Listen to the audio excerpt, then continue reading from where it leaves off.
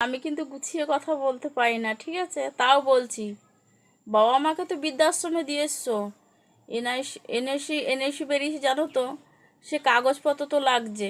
বৃদ্ধাশ্রমে কাগজপত্র দিয়ে আসেনি তো?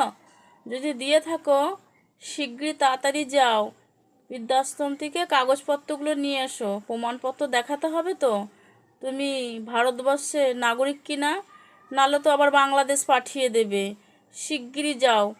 তো যে বাবা মা কষ্ট করে মানুষ করলো, সেই বাবা মাকে যখন বৃদ্ধাশ্রমে দিয়ে আসো, তখন একবারও ভাবো না যে সেই জায়গায় তোমাকেও একদিন যেতে হবে?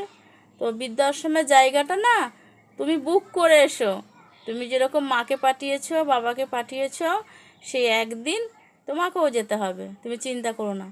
তো আমি বলি, আমার পয়সা নেই, যদি আমার পয়সা থাকতো আমার বাবা মাকে আমি মাথায় রাখতাম।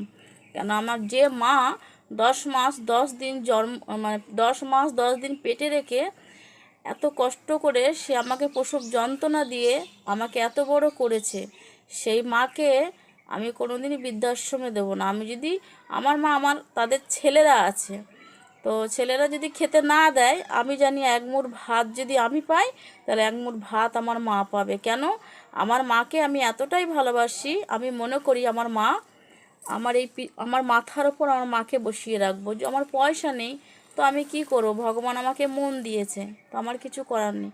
তো আমি বলছি যে আমার মায়ের একটু যদি আমি হাসি দেখি, আমার বুকটা ভরে যায়। আমার মায়ের যদি একটু চোখের জল দেখি, আমার ভেতরটা ফেটে যায়।